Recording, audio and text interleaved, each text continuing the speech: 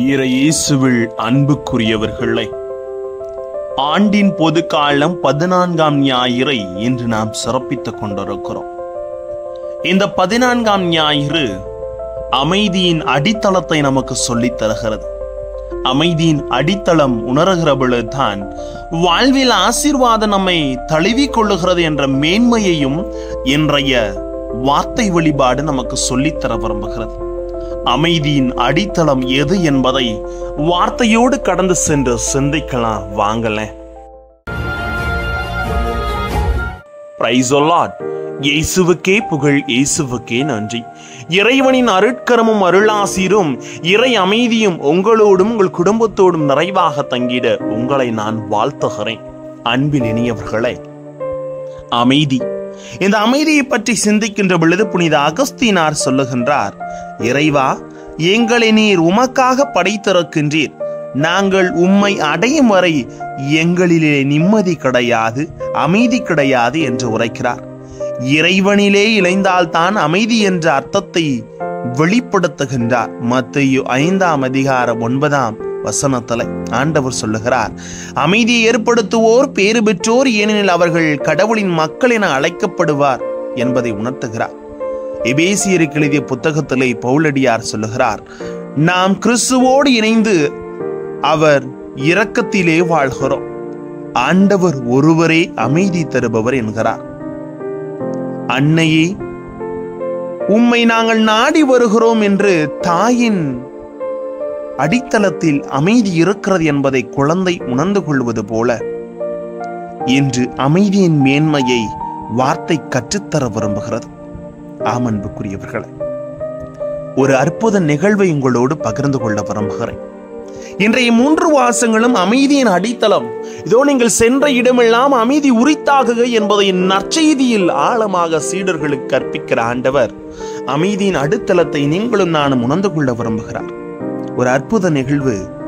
அன்னை தெரசா 1979ஆம் ஆண்டு அக்டோபர் 14ஆம் தேதி நோபல் பரிசு பெற்ற போது அதை வாங்குவதற்காக வந்திருந்த அனைவருக்கும் ஒரு ஜெபத்தை சொன்னார். புனித அசிசியார் சொல்லி தந்த ஜெபம், இறைவா, என்னை அமைதியின் கருவியாக மாற்றியருளும் என்று எல்லோரும் சொன்னார்கள். நாமும் சொல்வோம். ஜெபத்திலே அமைதியாக, இறைவா, எங்கள் நாட்டிற்கும் எங்களுக்கும் அமைதியை தாரும் என்று வேண்டிக் கொள்வோம். இயேசு கிறிஸ்து பிறந்தார். பிறந்த பின்பு கொண்டு வந்த முதல் செய்தி லூக்கா 2:14 சொல்லப்படுவது போல, உன்னதத்திலே கடவுளுக்கு மாட்சி உரித்தாகுக, உலகிலே அனைவரும் உகந்தோருக்கு அமைதி உண்டாக என்று கடவுளை புகழ்ந்தார்கள். அதுதான் அவர் பிறந்தவுடனே நமது மண்ணிற்கு கிடைத்த முழு அமைதி.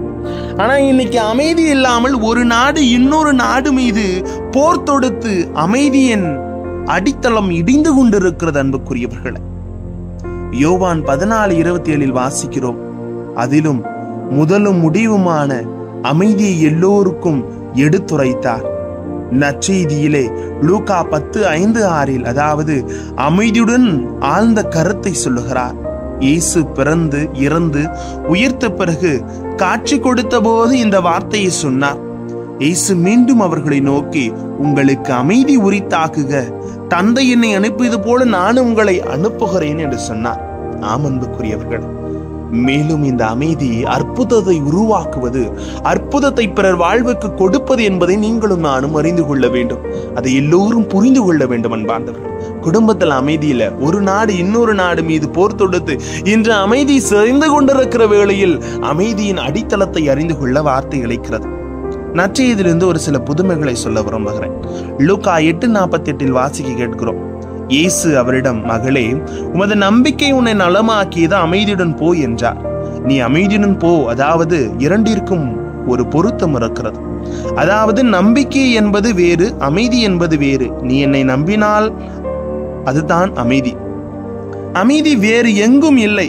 என்னை பொறுத்தவரையில் என்னை நம்பி வந்தாயே, நான் தான் எல்லாம் என்று வந்தாயே, தாயும் நீயப்பா, தந்தையும் நீயப்பா, அன்பும் நீயப்பா, அன்னையும் நீயப்பா, ஒளியும் நீயப்பா, அனைத்தும் நீர்தான் என்றே வந்தாயே என்று அமைதியோடு போய் என்று கூறுகிறார். ஏனென்றால் அவர் நம்பிக்கையோடு வந்தார். அந்த நம்பிக்கை தான் அமைதி.